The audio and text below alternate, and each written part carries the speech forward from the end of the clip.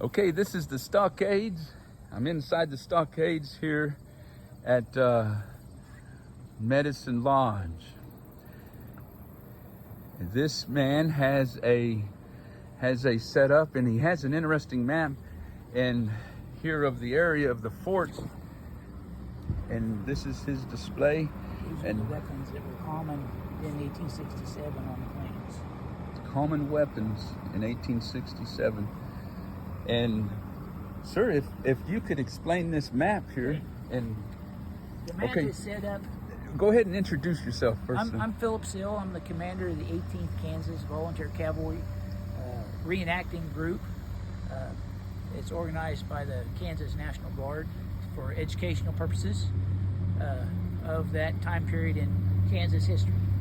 And what we have, I've got a Kansas map set up that shows the military forts, and then this black line, if you can see it, is where the railroad was building at the time of 67. And of course the hostilities that were going on, as the Indians didn't want the railroad because it was devastating the buffalo herds and such, and it was encroaching on their way of life. General Hancock of Civil War fame was tasked with bringing the 7th Cavalry and the 10th Cavalry out to kind of put down the hostilities. Custer in the spring of 67 came to Larned, and they really messed stuff up because they wouldn't negotiate in the method that the Native Americans were accustomed to with the trappers like Kit Carson and stuff of years before. So they scattered. Custer was tasked with chasing them down. He couldn't find anybody. He eventually wound up, and he was assigned to Fort Wallace so he could cover this area, and Colorado too, in this area. There's no boundaries back then. It was all open prairie. And unfortunately at that time, in June of 67, he finds word that cholera, which was a very nasty disease that swept the plains, both whites and Native Americans were suffering from that. Well, his wife was at Hawker. So without orders, Custer takes a company of men, and they go back because he wants to be with his wife and check on her. He rides into Fort Hays. He ruined a whole company's worth. That's 100 horses. He rode them too hard across the prairies, and basically those horses had to be turned loose because they were no longer viable as government horses. He was arrested, tried for basically is leaving his post without orders. He just, in the wartime, it's called desertion, and he was just left. He's arrested, he's tried, and he's sentenced to 1 year out of the Army with no pay. So he ships back. The governor finds out about it, and he wants to help.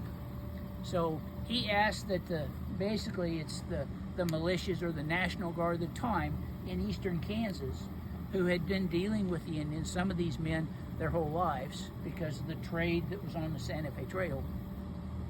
They formed up into 4 companies with their wagoners and the extra.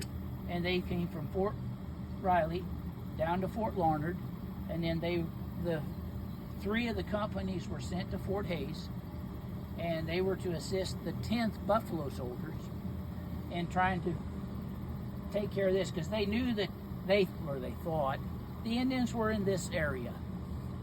They weren't.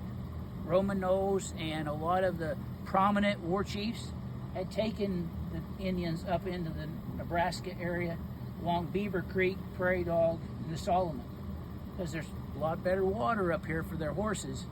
This water's scattered down here, and those tribes who are predominant horsemen, they knew where to go so their horses could survive and they could fight. The 18th Kansas fought them up here.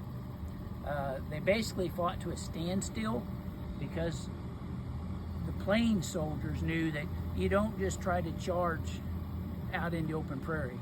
You fight from a defensive purpose, and that's what they did. They got into a little box canyon that they could defend, and they stayed until Romanos and them decided it wasn't worth their trouble anymore, because the troopers were really good rifle shots. And I have laying here on the table the rifle that was used by the 7th, the 18th, and the Buffalo Soldiers. It's called a Spencer carbine. It's a 52 caliber rifle. This one happened to belong to a man by the name of Tom Parker. He belonged in the 4th Michigan Cavalry during the Civil War and fought with Custer up there. Now, how it came to Kansas, we're assuming that he decided to join the 7th Cavalry when they formed up here in Kansas. He might have migrated. The family wasn't sure that I bought this from, so that I could have it on display. The other weapons here are typical weapons of the plains. In 67, you had the standard Mountain Man muzzle loading rifles. This one being a Hawken rifle, but they had many different variants. This is a this is a Sharps carbine, 1855 model, and it was prominent prior to the Civil War here, so there were a lot of these available. This is an 1863 musketoon from the Civil War, which was given to militia units and non-regular active groups.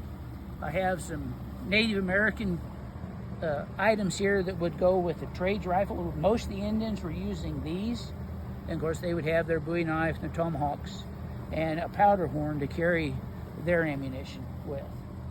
The typical pistols of the day, these are replicas. These are 1859 Remingtons. I have 1860 Colts that the Army was like, and then you have a smaller version of the Colt. Troopers carried sabers in the Civil War, but during the Indian Wars they gave up the saber because they weren't practical in open combat against the Indians, and they would rather carry that amount of weight in ammunition than a saber that they were never going to use. I've got 2 saddles over here that are, one's an original from this is an 84 model. I've got it configured as an officer's saddle, whereas this rawhide saddle, McClellan, it's a replica of what the troopers rode, a standard rawhide tree. They bought these, the government did, for about $4 a piece, and they expected that saddle to last about 3 months, and then they would throw away and get a new one. Wow. Well, thank you, sir. Yeah. And what was your name one more time? Philip Sill. Philip Sill, just like Fort Sill. That's one of my great-grandfathers. Wow. Thank you, sir. Well, we thank you for coming.